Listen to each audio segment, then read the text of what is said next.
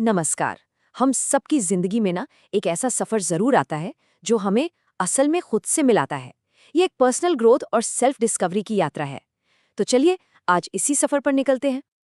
और पता है ये सफर शुरू कहाँ से होता है? अक्सर एक बहुत ही जाने पहचाने एहसास से, एक उदासी या कह लीजिए एक आत्मचिंतन का पल। ये वही लम्हा है जब हम बाहर की दुनिया से थोड़ा कटकर अपने अंदर झांकने लगते हैं और बस यहीं से एक गहरी यात्रा शुरू हो जाती है। जिंदगी को ना एक पियानो की तरह सोचकर देखिए। जो सफेद कीज हैं वो हैं खुशी के पल और काली कीज वो है दुख के पल। लेकिन एक खूबसूरत संगीत बनाने के लिए क्या सिर्फ सफेद कीज काफी हैं? नहीं ना, दोनों को एक साथ बजाना पड़ता है।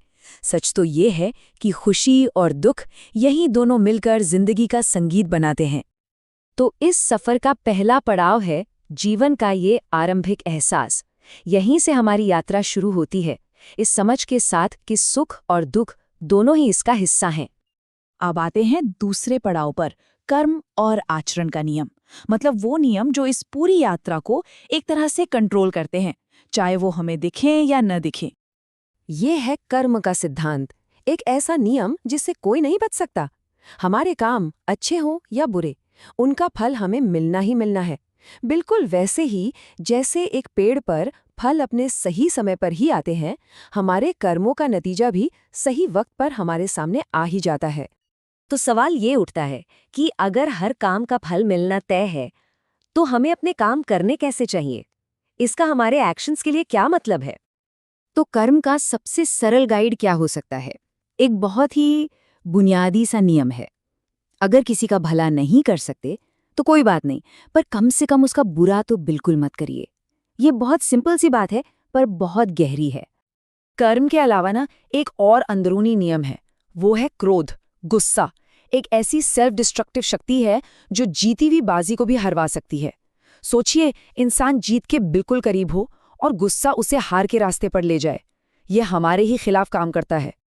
चलिए अब तीसरे पड़ाव की बात करते हैं, वो क्षण जब सोच बदलती है और यहीं से असल ग्रोथ शुरू होती है।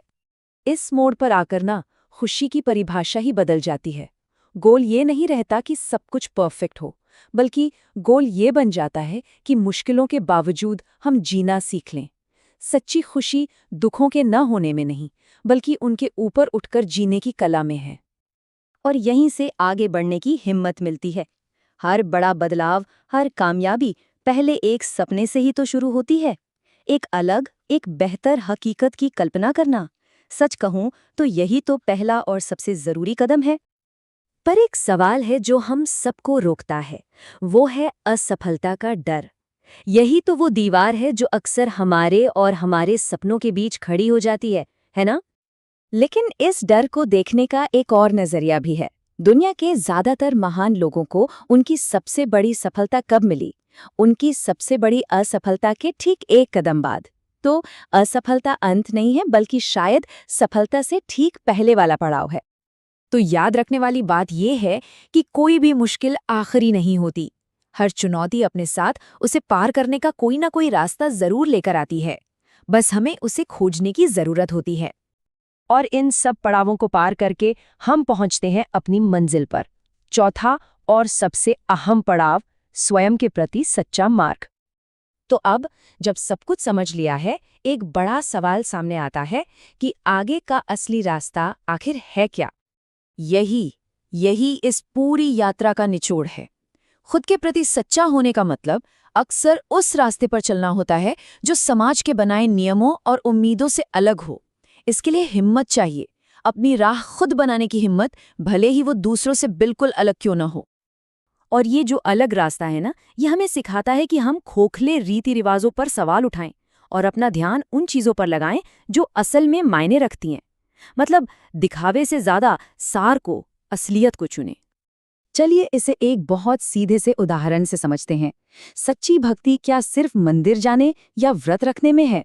सोचिए, अगर घर में जो जीवित माँ है, चाहे अपनी माँ हो या सास, अगर उनका सम्मान नहीं होता, उनकी जरूरतों का ख्याल नहीं रखा जाता, तो वो सारे व्रत और पूजा पाठ क्या खोखले नहीं है?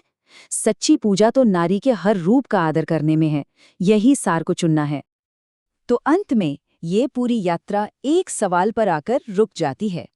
हर किसी को अपनी इस यात्रा के बारे में सोचना चाहिए कि वो कौन सा रास्ता है जो किसी के लिए सच्चा है, भले ही वो दुनिया के बनाए रास्तों से कितना भी अलग क्यों ना हो। इसी सवाल के साथ ये सफर यही खत्म होता है। नमस्कार।